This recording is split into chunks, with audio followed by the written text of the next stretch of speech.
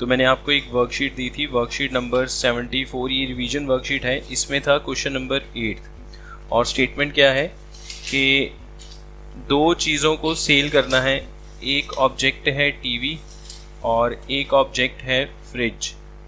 ठीक है, टीवी पे गेन गिवन है 5% गेन, और फ्रिज जो है उस पे भी गेन गिवन है, दैट इज़ 10%। इन दोनों को जब बेचा तो शॉपकीपर को टोटल गेन कितना हुआ? गेन 2000 रुपीज़ का। ये पहला केस है। ठीक है, मैं थोड़ा रफली स्ट्रक्चर बना रहा हूँ कि क्या क्या है इसमें। इन दोनों को बेचने पे जो टोटल शॉपकीपर को गेन हुआ दैट इज़ ₹2000। केस 2 में क्या था कि अगर वो टीवी को सेल करता है 10% गेन पे और फ्रिज को सेल करता है 5% लॉस पे, अब उसको जो गेन होगा दैट विल बी ₹1500। बताओ दोनों की प्राइस क्या है, कॉस्ट प्राइस क्या है दोनों की, टीवी और फ्रिज की। तो अब हम सॉल्यूशन स्टार्ट करते हैं यहाँ से। Let CP of TV is equals to ₹X and fridge is equals to ₹Y। Right, ये बात क्लियर है। दोनों की CP हमने लेट कर ली, X और Y। तो SP का फॉर्मूला क्या होता है? मैं यहाँ पे साइड पे फॉर्मूला लिखता हूँ। SP का फॉर्मूला है 100 CP into 100 plus profit % by 100, या फिर लॉस की टर्म्स में अगर बात करें CP into 100 minus loss % over 100। ठीक है, ये बात क्लियर है। Now case 1। अच्छा, हमें यहाँ पे SP वैसे भी यूज़ तो करनी नहीं है कहीं पे। SP का क्या यूज़ है यहाँ पे? यहाँ पे कोई SP थोड़ी ना गिवन है, हमें तो ये गिवन है कि टोटल गेन कितना हुआ 200 रुपीज़ का। तो हमें तो गेन चाहिए सिर्फ। ये तो मैंने फार्मूला लिख दिए हैं वैसे साइड पे, बट इस क्वेश्चन में ये फार्मूलाज यूज़ नहीं किए जाएंगे। इसमें तो हमें सीधा सीधा गेन चाहिए। तो केस 1 में गेन ऑफ टीवी पे कितना प्रॉफिट हुआ? 5% का। प्रॉफिट हमेशा किस पे कैलकुलेट किया जाता है? CP पे।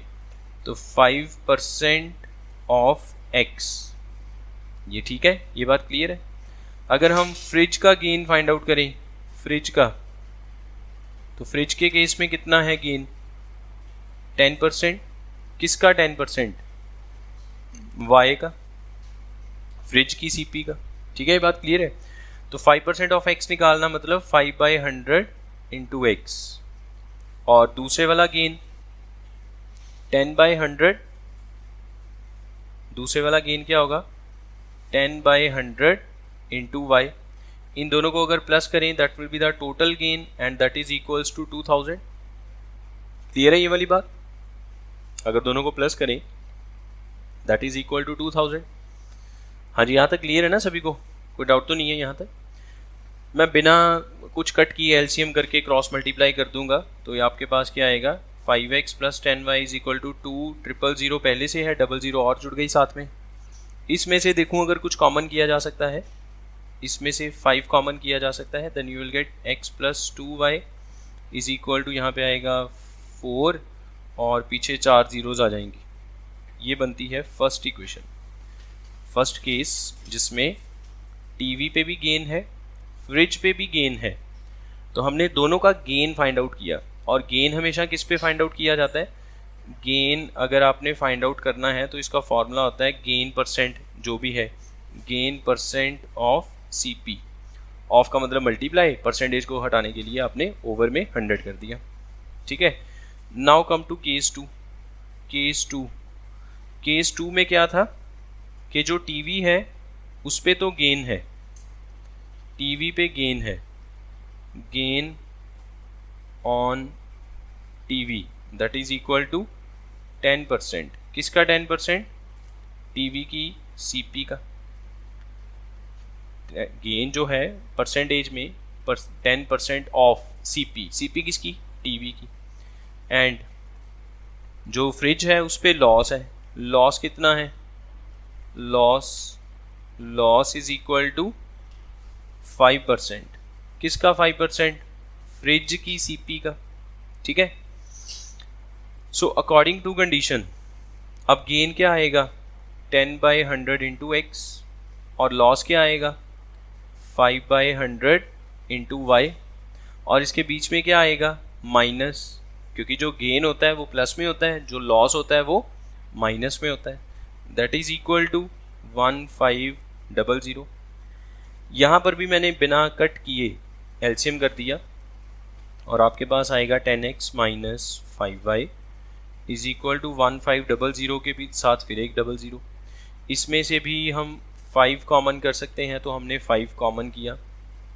सो you will get 2x minus y is equal to 30000। Now we are having 2 equations. तो बहुत सिंपली आप एलिमिनेशन से इनको सॉल्व करके मुझे बताओ कि आपका आंसर सही है या गलत है, जो गिवन आंसर है उसके साथ मैच करता है या नहीं।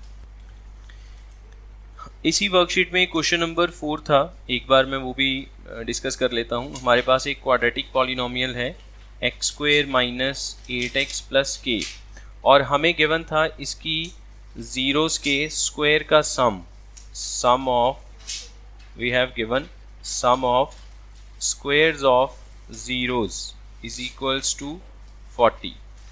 ये कौन सा पॉलिनोमियल है? ये कौन सा पॉलिनोमियल है? क्वाड्रेटिक। क्वाड्रेटिक की कितनी जीरोस होती हैं? 2। तो let alpha and beta are zeros according to condition. अब हमें गिवन क्या है? हमें गिवन है इसकी जीरोस के स्क्वायर का सम, तो alpha square plus beta square, this is called a sum of square of zeros. जो भी जीरो है अल्फा बीटा, उसका स्क्वायर करो और फिर ऐड करो।